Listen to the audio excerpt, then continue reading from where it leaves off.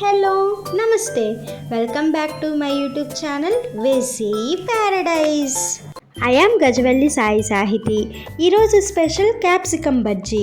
మిర్చి బజ్జీ తినాలనిపిస్తుంది కానీ బజ్జీ మిరపకాయలు దొరకటం లేదా? అయితే సిమిలర్ టేస్ట్లో ఉండే ఈ క్యాప్సికమ్ బజ్జీని ట్రై చేయాల్సిందే.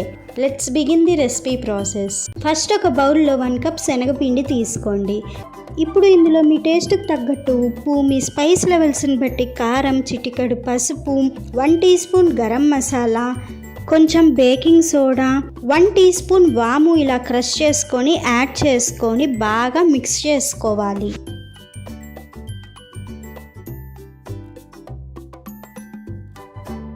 తర్వాత ఇందులో కొంచెం వాటర్ని చేర్చుకుంటూ ఉండలు లేకుండా మిక్స్ చేసుకోవాలి. ఇక్కడ చూపించే బ్యాటో కన్సిస్టెన్సీలో ఉండాలి. మరీ లూజ్గా ఉండకూడదు, మరీ టైట్గా ఉండకూడదు. పిండిని పక్కన పెట్టుకొని క్యాప్సికమ్ తీసుకొని శుభ్రంగా వాష్ చేసుకొని ఇక్కడ చూపిస్తున్న విధంగా రింగ్స్ లాగా కట్ చేసుకోవాలి.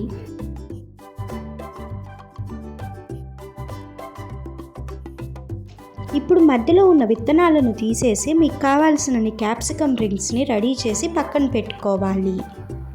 తర్వాత స్టవ్ మీద ఒక కడాయి పెట్టుకొని డీప్ ఫ్రైకి సరిపడా ఆయిల్ వేసుకొని హీట్ అయిన తర్వాత రెడీ చేసి ఉంచుకున్న శనగపిండి బ్యాటర్లో కట్ చేసి ఉంచుకున్న క్యాప్సికమ్ రింగ్స్ని ఇక్కడ చూపిస్తున్న విధంగా డిప్ చేసుకుంటూ నూనెలో వేసుకొని మీడియం ఫ్లేమ్ మీద లైట్ గోల్డెన్ బ్రౌన్ కలర్ వచ్చేంత వరకు ఫ్రై చేసుకోవాలి. జనరల్గా కొంతమందికి మిర్చిలో నుంచి వచ్చే ఘాటుతనం నచ్చక బయట పిండి వరకు తిని మిరపకాయ పడేస్తూ ఉంటారు. వారందరికీ కూడా capsicum bajji best option.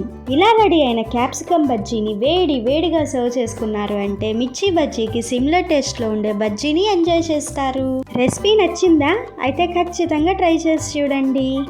Already veggie Paradise మీ ముందుకి తమలపాకుల బజ్జీ, కొత్తిమీర బజ్జీ తీసుకొచ్చింది. ఆ రెసిపీస్ ఇంకా చూడకపోతే డిస్క్రిప్షన్లోనే లింక్స్ ఉంటాయి, వెంటనే వెళ్ళి చూసేయండి. ఇలాంటి ఇంకా ఎన్నో బజ్జీ రెసిపీస్ మీ ముందుకి వెజీ ప్యారడైజ్ తీసుకురాబోతుంది. అవన్నీ మిస్ అవ్వకుండా ఉండాలంటే వెంటనే సబ్స్క్రైబ్ చేసుకోండి. మరి stay tuned for more interesting recipes. Please do watch, like, share, comment and subscribe to my YouTube channel. Thank you for watching. Bye bye.